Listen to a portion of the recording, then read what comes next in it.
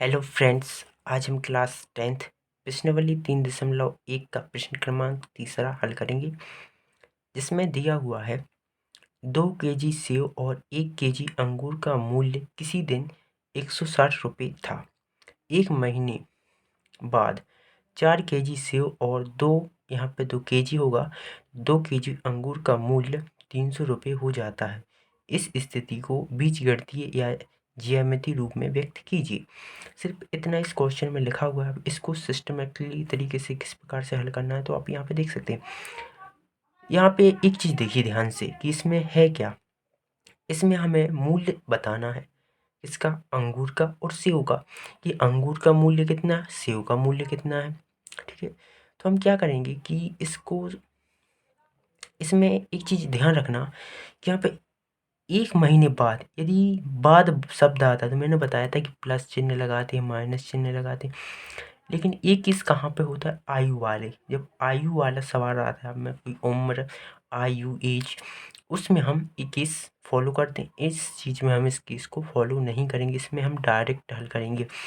यहाँ पे हम क्या करेंगे कि सेव की जो संख्या है, मतलब सेव का मूल्य हम मानेंगे यहाँ पे x, और अंगूर का जो मूल्य है वो हम मान लेंगे y। ठीक है, यहाँ पे इससे कोई लेना देना नहीं कि बाद है कि पहले, सिर्फ यहाँ पे हमें ये चीज़ ध्यान रखना है। ठीक है, तो यहाँ पे हम लिखते हैं। ठीक है, तो स्टार्टिंग हल, और यहाँ लिखेंगे माना। तो लिखा माना कि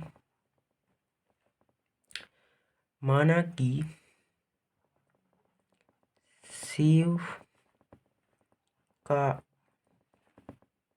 मूल्य x रुपये, ठीक है, x रुपये, और यहाँ पे जो अंगूर है, अंगूर का मूल्य y रुपये। ठीक है, ये हमने यहाँ पे मान लिया। अब इसके बाद हम क्या करेंगे, देखिए ये तो हमने इसका मूल्य मान लिया। अब लेंगे प्रश्नानुसार।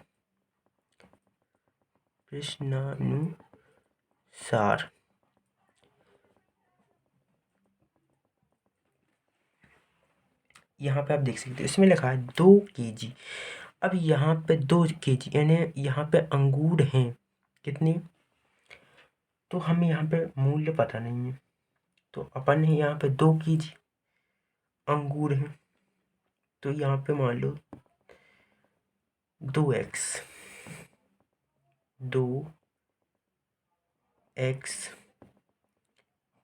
प्लस, और एक मतलब यहाँ पे 2 kg सेव और 1 kg अंगूर का मूल्य है। अब यहाँ पे 2 हो गए सेव, यानी कि x क्या है, तो 2x हो गए सेव, और एक बार क्या हो जाएगा अंगूर, बराबर 160 रुपये हो गए। ठीक है, टोटल दोनों का मूल्य कितना है, 60 रुपये। इसको इक्वेशन बना देते हैं फर्स्ट। अब लिखेंगे एक महीने बाद,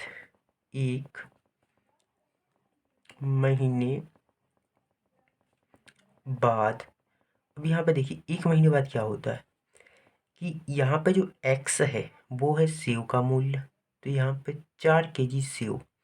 ठीक है, क्वेश्चन में था 4 kg सेव, आप यहाँ पे देख सकते हैं कि ये 4 kg यहाँ पे सेव है, और यहाँ पे 2 kg यहाँ पे अंगूर होंगे, उनका मूल्य 300 रुपये हो जाता है। तो एक चीज़ यहाँ पे देखिए, यहाँ पे क्या लिखेंगे, 4x यहाँ पे सेव के लिए, प्लस यहाँ पे हो जाएगा प्लस 2 बाय बराबर 300। ठीक है, यानी कि इसको इक्वेशन दे देंगे सेकेंड। तो इस प्रकार से ये दो समीकरण बन जाएंगे। अब इसको हम ग्राफीय विधि से हल करेंगे। तो ग्राफीय विधि में क्या होगा, अब देखिए यहाँ पे हम वैल्यू पुट करेंगे। ठीक है, तो आइए देखते हैं। और इस चीज़ को हम क्या कर सकते हैं कि यहाँ पे देखिए कि जो ए है इसको हम 2 से भाग भी दे सकते हैं, तो ये हमें जो सही ये सरल फॉर्मूला मिल जाएगा, इसका एक सही समीकरण। इसमें ज़्यादा हमें मल्टीप्लाई नहीं करना पड़ेगा। ठीक है, तो इसके लिए क्या करते हैं कि इसको सरल बनाने के लिए हम इसमें 2 से भाग कर देंगे। तो 2 से जब भाग करेंगे तो ये जगह 2x, क्योंकि 2 दूनी 4, 2 एकम 2 यानी y बचेगा सिर्फ, और यहाँ पे 2 एकम 2 बचा 1 यानी कि 150 आ जाएगा। ठीक है, इसको इक्वेशन बना देते हैं थर्ड। ठीक है, यहाँ पे लिख सकते हैं पूरे समीकरण में 2 से भाग देने पर, पूरे समीकरण में 2 से भाग, इतना भी लिख सकते हैं 2 से भाग। ठीक है, तो ये आपका क्वेश्चन। अब यहाँ पे एक चीज़ देख सकते हैं आप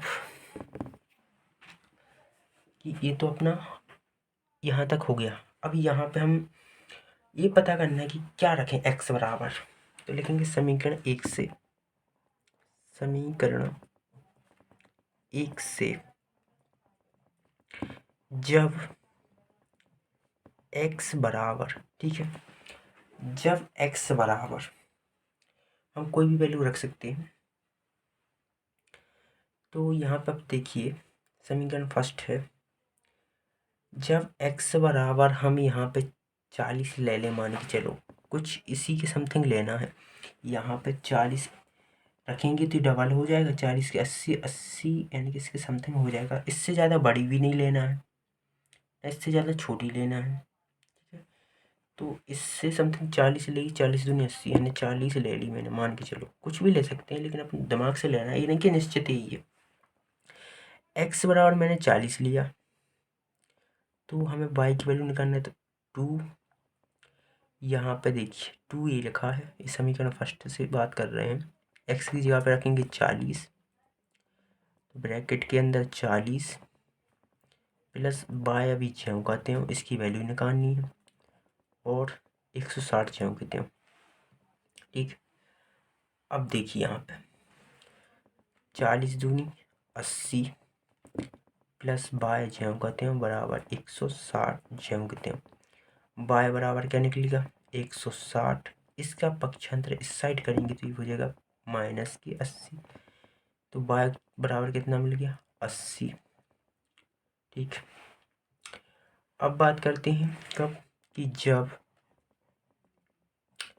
x बराबर 50 रख के देखते हैं, x बराबर 50, तो हमें y बराबर क्या मिलेगा, देखिए 2 ज्यों कहते हो रहेगा यहाँ पे, 40 की जगह पे अब यहाँ पे 50 रख देंगे, प्लस y ज्यों कहते हो बराबर 160 ज्यों कहते हो, तो ये हो जाएगा 100 प्लस y बराबर 160, तो y बराबर मिलेगा 160 माइनस 100, तो y बराबर कितना 60 निकल के आया।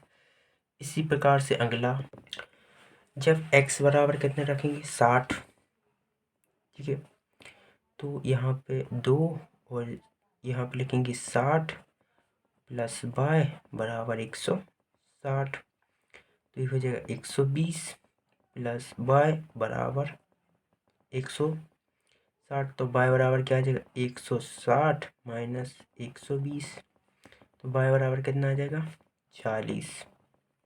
ठीक है, तो इस प्रकार से लिखेंगे समीकरण, समीकरण 1 में देखिए 1 में क्या बना, यहाँ पर हम ब्रैकेट बनाएंगे,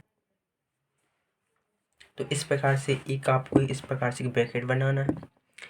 तो जब आपने x बराबर कितनी वैल्यू ली थी 40, तो आपको मिली थी वैल्यू 80 y की, जब आपने 50 ली तो आपको मिली कितनी 60, और जब आपने 60 ली तो आपको मिली 40।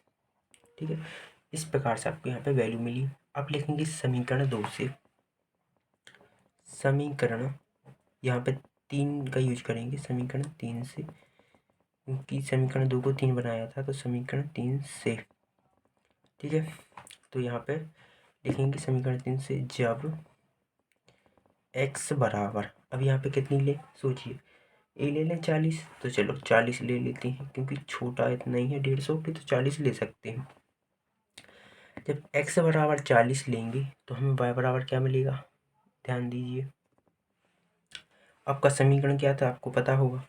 ठीक है, तो जो तीसरा समीकरण था वहाँ पे 2, यहाँ पे था x, x की जगह पे रखेंगे 40 बाय ज्यों का त्यों बराबर यहाँ पे 150 था। ठीक है, आप देख सकते हैं क्वेश्चन में ये बनाया था मैंने। तो ये हो जाएगा 40 दूनी 80 प्लस बाय बराबर 150। तो बाय बराबर क्या निकल के आएगा 150 माइनस एक मतलब 80। तो बाय बराबर मिलेगा, यहाँ से हम 80 घटाएंगे 150, मतलब 150 में से 80 घटाएंगे तो कितना मिलेगा आपको यहाँ पे दिख रहा होगा। देखिए यहाँ पे घटाइए तो कितना आएगा 70। तो आप यहाँ से देख से बता, यानी कि 70 आएगा। ठीक है, और जब आप यहाँ पे लिखेंगे जब x बराबर आप 50 लो तो यहाँ पे 2 ज्यों के त्यों रखे जाएंगे। और यहाँ से देखिए इसकी जगह पे 50 प्लस बाय बराबर 150 यानी कि 150 और 50 दूनी 100 प्लस बाय बराबर 150। तो बाय बराबर 150 माइनस 100। ठीक है, तो यहाँ बाय बराबर कितना आ जाएगा 50। ठीक है, इस प्रकार से वैल्यू निकल के आ जाएगी। अब लिखेंगे जब x बराबर यहाँ पे आ जाएगा, जब x बराबर 60 तो यहाँ पे 2, यहाँ पे 60 रखेंगे प्लस बाय बराबर यहाँ पे 150 यानी कि 150 और ये हो जाएंगे 120 प्लस बाय बराबर 150। तो बाय बराबर क्या आ जाएगा 150 माइनस 150 माइनस 120। तो बाय की वैल्यू कितनी आ जाएगी यहाँ पे 30। ठीक है, तो इस प्रकार से आपको यहाँ पे लिख लेना है। तो इस प्रकार से एक ग्राफ बना लेना है और एक सबसे पहले इस प्रकार से आपको एक ब्रैकेट बनाना है और उसमें लिखना है। देखिए जब x बराबर हमने 40 लिए तो हमें बाई की वैल्यू कितनी मिली आपको पता होगी, कितनी मिली थी 40। यहाँ पे 40 है और ये 70। ठीक है, बाई की वैल्यू 70 मिली थी। और जब x की वैल्यू 50 ली तो यहाँ पे हमें मिली कितनी, आपको पता होगा कितनी मिली थी 50 मिली थी। और जब 60 ली तो मिली 30। ठीक है, इस प्रकार से अब इतना बनाने के बाद आप यहाँ पर ग्राफ बनाना है आपको। क्या ग्राफ, तो देखिए ग्राफ किस प्रकार से बनता है मैं आपको यहाँ पे बताता हूँ। ठीक है, यहाँ पे आप देख सकते हैं मैंने ए पहले से बना के रखा है। तो देखिए इस प्रकार से आपको ग्राफ बनाना है। एक सेकंड आप इस पूरे को सबसे पहले देख लीजिए। सिर्फ इस प्रकार से आपको एक ग्राफ बना लेना है। ठीक है, आपको एग्ज़ाम में ग्राफ पेपर तो नहीं मिलता है बट इस प्रकार से आपको खुद बनाना पड़ेगा। ठीक है, इस प्रकार से ग्राफ बन गया। ठीक है, अब यहाँ पे आप देख सकते हो एक चीज़ कि पॉइंटिंग कैसे हुई है, इसको आप समझें। यहाँ से यहाँ तक के बीच में आपको समझ में आएगी। ठीक है, अब दिख रहा होगा आपको कहाँ तक की पॉइंटिंग है। देखिए तो जब हमने क्या किया था कि x बराबर पहली समीकरण की बात करें इसमें। ठीक है, आपको यहाँ देखना चाहिए इस वाले समीकरण में, ये वाला समीकरण है, ये दूसरा वाला समीकरण है। तो पहले समीकरण में देखिए आप कि मैंने जब x बराबर यहाँ पे 40 लिए थे तब हमें y बराबर 80 मिले थे। ठीक है, तो उसकी वैल्यू 80 निकली थी। तो यहाँ पे आप देख सकते हो कि जो मूल्य है वो हमेशा बढ़ते जा रहा है। जैसे ही हम आगे समय बढ़ेगा अपना, ये ग्राफ ऐसा जा रहा है, यदि इसमें समय में वृद्धि होगी तो इसकी जो मूल्य है उसमें भी क्या होगी, यहाँ पे वृद्धि होगी। इससे आप देख सकते हो इस ग्राफ से दिख रहा होगा। सबसे पहले इसको जमाया कैसे ये जब बता देता हूँ। तो यहाँ पे 40, यहाँ पे ए है एक्स की वैल्यू और ये है वाई की वैल्यू, ए एक्स की, ए वाई की, ए एक्स की, ए वाई की। ठीक है, तो यहाँ पे आपको ये चीज़ तो समझ में आ रही होगी। अब देखिए जब x बराबर मैंने 40 लिया यहाँ पे, इस प्रकार से आप स्केल को रखेंगे यहाँ पे। देखिए इस प्रकार से देखिए यहाँ पे अब दिख रहा होगा। ठीक है, दिख रहा है इस प्रकार से अब जब x इसको रखेंगे तो यहाँ पे ए पॉइंट यहाँ पे और यहाँ से 80 वाला यहाँ पे मिलेगा। जब इसको इस प्रकार से रखेंगे, आपको यहाँ पे दिखना चाहिए, देखिए 80 ये इस पॉइंट पे मिलेंगे, इसी पर 50 और ये 60 वाला यहाँ पे ये मिलेगा इस पॉइंट पे, ठीक है। और यहाँ पे 60 वाला ये पॉइंट में मिलेगा। इसी प्रकार दूसरी में आप देख सकते हो कि यहाँ पे 40, यहाँ पे 70 हैं, जो वो इस पॉइंट में आपस में मिलेंगी। 70 और 40, 40 वाला ही 70, तो ये आपस में इस प्रकार से मिलेंगी। तो हमें यहाँ से वैल्यू जो है वो मिलेगी। आपको इस प्रकार से ग्राफ बना लेना है, बहुत ही ईजी है, ठीक है। और यहीं तक आपको इस क्वेश्चन को हल करना है। यदि ये क्वेश्चन एग्जाम में आता है, उसमें यदि ग्राफीय विधि से लगा है तभी आपको ग्राफ बनाना है ना, अवलोकन या प्रतिस्थापन विधि से इस क्वेश्चन को हल करना। कहाँ से? जहाँ से आपके दो क्या आ जाते हैं, मैं बता देता हूँ कहाँ से, ठीक है। तो सबसे पहले आप इसको स्क्रीनशॉट इसका ले लें, ठीक है। ये मैं इसका स्क्रीनशॉट दे देता हूँ थोड़ा, ठीक है, 1 सेकंड, 1 मिनट, ठीक है। ये आप यहाँ पे ले सकते हैं, आपको सिर्फ इतना बना लेना है, ठीक है। तो इस प्रकार से आप इस ग्राफ को यहाँ पे बना लीजिए, इतना ही है। अब मैं आपको सबका स्क्रीनशॉट दे देता हूँ, आप यहाँ से स्क्रीनशॉट इसका पूरी कर ले सकते हैं। बहुत ही इसी प्रकार से आपको इस क्वेश्चन को हल करना है, ठीक है। तो आप इस क्वेश्चन को यहाँ तक हल करना है, ठीक है। इसके बाद नेक्स्ट यहाँ से यहाँ तक, ठीक है। इस पूरी क्वेश्चन को हल करना है, बहुत ही ईजी है, कुछ कठिन नहीं है, ठीक है। ये लास्ट है। Thank you.